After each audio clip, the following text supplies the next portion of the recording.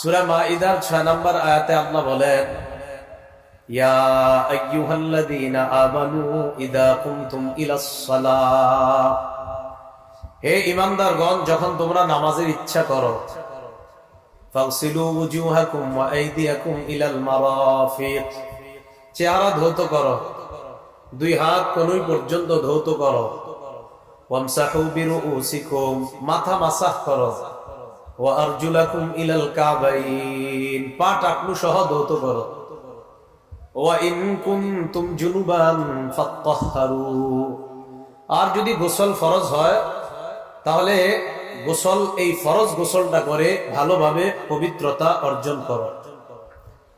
তাহলে নামাজ পড়ার ইচ্ছা যখন করব আমরা, নামাজের আগে পবিত্রতা অর্জন করা, এটা হলো জরুরি বিষয়। নামাজের আগে, 5 ওয়াক্ত নামাজের আগে আমাদের ওযু করতে হয়, আবার ফরজ গোসল হলে গোসল করতে হয়। তো এটা সবসময় প্রয়োজন হয় না, কি ওযুটা সবসময় প্রয়োজন হয়। তিরমিজি শরীফের 1 নম্বর হাদিসের বর্ণনা, ক্বালা রাসূলুল্লাহ সাল্লাল্লাহু আলাইহি ওয়াসাল্লাম, লা তুকবালু সালাতুন বিগাইরি তুহুর। রাসূল আকরাম সাল্লাল্লাহু আলাইহি সাল্লাম ইরশাদ করেন, পবিত্রতা অর্জন ছাড়া নামাজ কবুল করা হয় না।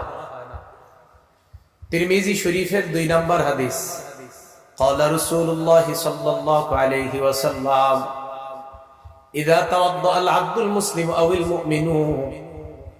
রাসূল আকরাম সাল্লাল্লাহু আলাইহি সাল্লাম বলেন, কোন মুসলমান অথবা ঈমানদার যখন ওযু করে, ফাগসালা ওয়াজহা, যখন ওযু করার সময় চেহারা ধৌত করে, খারাজা মিন ওয়াজহিহি কুল্লু খাতিআতিন নাযারা ইলাইহা বিআইনাইহি, এই 2 চোখ দিয়া যত গুনাহ করে, চেহারার এই পানিগুলা যখন পড়ে, মাআল মাই আও মা আখিরি কতরিল মা, এই শেষ ফোঁটা পানির সাথে এই নজরের গুনাহগুলা ঝরে পড়ে যায়।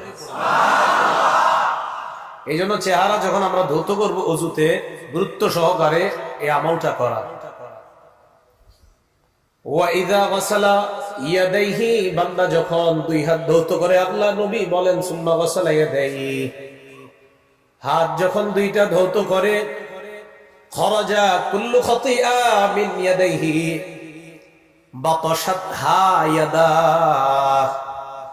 হাত যখন ধৌত করে, এই 2 হাত দিয়ে যত অপরাধ করছে, হাতের পানিগুলা পড়ার সাথে সাথে তার এই গুনাহগুলা ঝরে পড়ে যায়।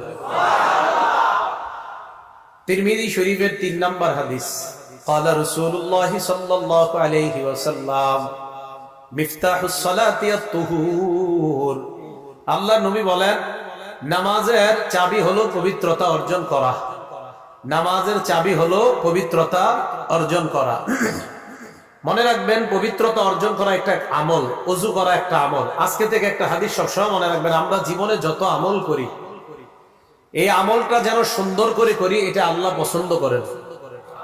দলিল একটা কিতাব আছে নাম মুসনাদে আবি ইয়ালা, এই কিতাবের 4386 নম্বর হাদিসের বর্ণনা, عن عائشة الصديقة رضي الله تعالى عنها قالت قال رسول الله صلى الله عليه وسلم, আম্মা জান আয়েশা সিদ্দিকার বর্ণনা, আল্লাহ নবী বলেন, ইন্নাল্লাহা ইউহিব্বু ইযা আমিলা আহাদুকুম আমালান আন ইউতিনা, তোমাদের কেউ যখন কোন আমল করো, ওই আমলটা যেন ইত্তানের সাথে সুন্দরভাবে করো, এই বিষয়টা আল্লাহ পছন্দ করেন। আমল সুন্দরভাবে করা, এটা আল্লাহ পছন্দ করেন। আমি আপনি জীবনে চলার পথে যত ভালো আমল করি, এটা সুন্দরভাবে করা আল্লাহ পছন্দ করেন। বলেন, ওযু একটা আমল কিনা? এজন্য ওযু যেন সুন্দরভাবে করেন, এটা নবীজির নির্দেশ। দলিল সহিহ বুখারী 6290 নম্বর হাদিসের বর্ণনা, ক্বালা রাসূলুল্লাহ সাল্লাল্লাহু আলাইহি ওয়াসাল্লাম, আল্লাহ নবী বলেন, ইযা কুনতা ইলাস সালাহ, যখন তুমি নামাজের ইচ্ছা পোষণ করবা, ফাসবিগিল ওযুআ, তখন পরিপূর্ণ রূপে সুন্দরভাবে ওযু করবা। নামাজের ইচ্ছা পোষণ করবা, সুন্দরভাবে পরিপূর্ণ ওযু করবা। তাহলে হাদিসে নবী পরিপূর্ণ বললেন। এখন আপনাদের প্রশ্ন, হুজুর পরিপূর্ণ ওযু কাকে বলে, এটা জানতে চাই। এটা আবার মুসলিম শরীফের 246 নম্বর হাদিস থেকে জানবো আমরা। সহিহ মুসলিম হাদিস নাম্বার 246, মাদ্রাসার পাঠ্যপুস্তক অনুযায়ী মোট হাদিস সংখ্যা হবে 3033টা। এই হাদিসের মধ্যে আসছে ক্বালা রাসূলুল্লাহ সাল্লাল্লাহু আলাইহি ওয়াসাল্লাম, আল্লাহ রাসূল সাল্লাল্লাহু আলাইহি সাল্লাম এই হাদিসের মধ্যে আমার আপনার জন্য আজীব একটা শব্দ বলছে। আগে পুরো হাদিসটা শুনি। এক তাবী, তার নাম নুআইম ইবনে আব্দুল্লাহ। এই নুআইম ইবনে আব্দুল্লাহ উনি বর্ণনা করেন, উনি বলেন রাআইতু আবু হুরায়রা রাদিয়াল্লাহু তাআলা আনহু ইয়াতাওয়াদ্দা, আমি আল্লাহর নবীর সাহাবা আবু হুরায়রাকে ওযু করতে দেখলাম। আবু হুরায়রাকে আমি দেখলাম ফাগাসালা ওয়াজহা, উনি যখন ওযু করে ফাসবাগাল মা, চেহারা উনি ভালোভাবে ধৌত করে, উত্তম ভাবে ধৌত করে। এরপর বলেন সুম্মা গাসালা ইয়াদাহুল ইউমনা ফাআশরাআ ফিল আদুদ, ডান হাত বাহু পর্যন্ত বাহু সহ সুন্দরভাবে ধৌত করে। ওয়াদাহুল ইউসরা ফাআশরাআ ফিল আদুদ, বাম হাত বাহু পর্যন্ত সুন্দরভাবে বাহু সহ ধৌত করে। সুম্মা মাসাহা রাসা, মাথা মাসহ করে।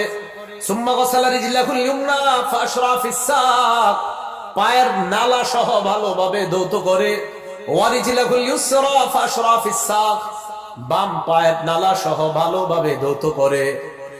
আবু হুরায়রা রাদিয়াল্লাহু তাআলা আনহু এইভাবে ওযু করার পর সামনে যারা তাদেরকে বললেন, হাকাযা রাআইতু রাসূলুল্লাহি সাল্লাল্লাহু আলাইহি ওয়াসাল্লাম ইয়াতাওয়াদ্দা, আমি যেভাবে ওযু করলাম তোমাদেরকে দেখাইলাম, আল্লাহ নবীকে অবিকল এইভাবে আমি ওযু করতে দেখেছিলাম।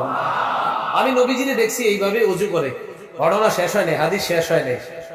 আবু হুরায়রা বলেন সুম্মা ক্বালা রাসূলুল্লাহ সাল্লাল্লাহু আলাইহি ওয়াসাল্লাম, এরপর আল্লাহ নবী বলেন আনতুমুল গুররুল মুহাজ্জালুনা ইয়াউমাল কিয়ামা মিন ইসবাগিল ওযু, পরিপূর্ণভাবে ওযু করার কারণে, পরিপূর্ণভাবে হাত, চেহারা, পা গুলা ধৌত করার কারণে কিয়ামতের ময়দানে তোমাদের হাত, পা আর চেহারা, এই অঙ্গগুলা, ওযুর অঙ্গগুলা কিয়ামতের ময়দানে কোটি কোটি মানুষের মাঝে চকচক করতে থাকবে, এভাবে জ্বলতে থাকবে। অন্য বর্ণনায় সাহাবারা বললেন, ইয়া রাসূলুল্লাহ, কিয়ামতের ময়দানে আমাদেরকে আপনি কিভাবে চিনতে পারবেন? আল্লাহ নবী কয়, তোমরা ওযু করার কারণে ওযুর অঙ্গগুলা কিয়ামতের ময়দানে এমন চমকাইতে থাকবে, আমি দেখলেই চিনতে পারবো এগুলাই হলো আমার উম্মত। ওযু সুন্দরভাবে করা, এখন থেকে যে নামাজের আগে কোনো মতে ওযু করা, বাস মাইরা দিলাম, এরকম যেন না হয়। সুন্দরভাবে ওযু করা। আল্লাহ নবী কয় ফামানিস্তাতা মিনকুম, তোমাদের কেউ যদি চাও তাহলে ফালইউতিল গুররাতা ওয়া তাহজিলা, তাহলে এই আলোটা, এই সৌন্দর্যতা আরো বাড়ায় নাও। তার মানে ওযু যত সুন্দর হবে, তোমার চেহারা, হাত, পা কিয়ামতের ময়দানে তত বেশি চমকাইতে হবে। এখন কথা আছে আরেকটা। কি কথা? ওযু করতে গিয়ে আপনি জামাত প্রথম রাকাতে তাকবীরুল্লাহ ধরতে গিয়ে কোনো মতে সেরে লেছেন, কাম অঙ্গ শুষ্ক রয়েছে, এটার কি ঝামেলা? ঝামেলা আছে। দলিল সহিহ বুখারী 60 নম্বর হাদিস। আব্দুল্লাহ ইবনে ওমর রাদিয়াল্লাহু তাআলা আনহুমার বর্ণনা।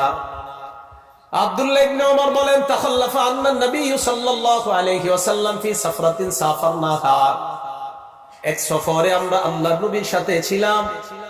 সফরে আমরা সামনে চলে গেলাম, কোন কারণে আল্লাহর নবী সফরে পিছনে পড়ে গেলেন। সফর হইতে পারে না এরকম, আমরা সামনে চলে গেলাম, নবী পিছনে পড়ে গেলেন। ফাআদরাকানা, আল্লাহ নবী আমাদেরকে ধরে ফেললেন। ধরে ফেললেন মানে মোটামুটি কাছায় গেছে, এবার আমাদেরকে দেখা যায়। এর মাঝে ঘটনা হয়ে গেছে কি, ওয়াকাদ আরহাকাতনাস সালাহ, আসরের নামাজ ছুটে যাবে যাবে অবস্থা আমাদের। তাই আমরা চিন্তা করলাম তাড়াতাড়ি আসর পড়া দরকার। ওয়া নাহনু নাতাওয়াদ্দু, ওযু করতে লাগলাম। তো কোন মতে আসর যেহেতু পড়তে হবে, আমরা ওযু করতে লাগলাম। ওয়াজআলনা নামসাহু আলা আরজুলিনা, কয় পাগুলা কোন মতে ধুইলাম, কোন মতে তাড়াতাড়ি তাড়াতাড়ি ধুইয়া দাঁড়াইতে হবে। আল্লাহ নবী আমাদের কি পিছন থেকে দেখলেন, না দা বিআলা সাউতিহি, জোরে ডাক দিলেন, এই এভাবে জোরে ডাক দিস, ওয়াইলুল লিল আকাবি মিনান নার, ওয়াইলুল লিল আকাবি মিনান নার, ওয়াইলুল লিল আকাবি মিনান নার। নবীজি একবার, দুইবার, হাদিসের বর্ণনায় দুইবার বা তিনবার বললেন যে অঙ্গগুলা ধৌত করা হয় না এইগুলা জাহান্নামে। পায়ের পিছনে তোমাদের শুকনা রয়েছে, এই শুকনা অঙ্গগুলা জাহান্নামে। পায়ের পিছনে শুকনা রয়েছে, শুকনা অঙ্গগুলা জাহান্নামে।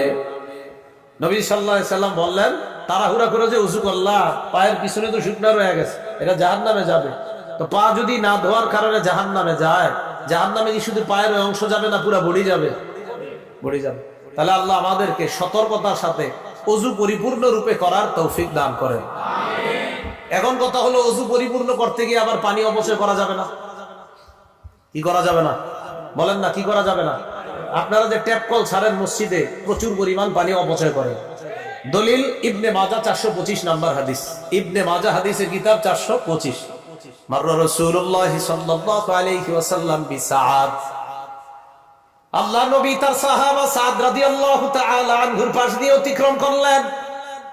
সাদ রাদিয়াল্লাহু তাআলা আন ওযু করতেছিলেন, আল্লাহ নবী তাকে বললেন, মা হাদা সরফু ইয়া সাদ, এ সাদ ওযুর মধ্যে এত অপচয় কেন করো? হযরতে সাদ জবাব দিলেন, ইয়া রাসূলুল্লাহ আফিল ওযু ইসরাফ, হুজুর ওযুর মধ্যেও কি অপচয় হয়? আল্লাহ নবী জবাব দিলেন, নাআম ওয়া ইন কুনতা আলা নাহরিন জার, প্রবাহমান নদী সমুদ্রের মধ্যেও যদি ওযু করো আর যদি বেশি পানি খরচ করো, এটাও অপচয়। সমুদ্রে আপনি ওযু করলেন, সমুদ্রে কি পানি শেষ হবে? নবীজি কয়, সমুদ্র নদীর মধ্যেও যদি ওযু করো আর এই ওযুতেও যদি তোমার পানি বেশি খরচ হয়, এটাও অপচয়। তাহলে ট্যাপ কল দিয়ে যারা ওযু করেন, এটা সতর্কতার সাথে ওযু করা। এজন্য আপনারা মা বোনরা যারা বাসা বাড়িতে ওযু করি, আমি আপনি আমরা সবাই ট্যাপ কলে ওযু না করে ওখান থেকে পানিটা নিয়ে আলাদা কোনো পাত্রে দিয়ে ওযু করলে তাহলে পরিমিত পানি খরচ হবে, এই পানির অপচয় নামক গুনাহ থেকে বাঁচা যাবে। আল্লাহ আমাদেরকে বোঝার তৌফিক দান করেন। এখন আপনি ওযু করলেন, ওযু করার পর কি দোয়া পড়বেন? আপনি চাইলেই ওযু করার সাথে সাথে জান্নাতের 8টা দরজা খুলতে পারবেন। কয়টা দরজা? 8টা দরজা। মুসলিম শরীফ 234 নাম্বার হাদিস। ক্বালা রাসূলুল্লাহ সাল্লাল্লাহু আলাইহি ওয়াসাল্লাম, আল্লাহ নবী বলেন, মা মিনকুম মিন আহাদিন ইয়াতাওয়াদ্দা, তোমাদের কেউ যখন ওযু করবা, ওযু করার পর ফায়ুবলিগুল ওযুআ আও ইউসবিগুল ওযুআ, পরিপূর্ণ রূপে ওযু করবা। করার পর সুম্মা ইয়াকুল, এরপর তোমরা পড়বা, আশহাদু আল্লা ইলাহা ইল্লাল্লাহ ওয়া আন্না মুহাম্মাদান আবদুহু ওয়া রাসূলুহু, এটা বললেও হবে। আর আপনারা যেটা পারেন, ওয়া আশহাদু আন্না মুহাম্মাদান আবদুহু ওয়া রাসূলুহু, এটা বললেও হবে। এরপর পড়বেন, আল্লাহুম্মা জাআলনি মিনাত তাওয়াবিন ওয়া জাআলনি মিনাল মুতাতাহহিরিন।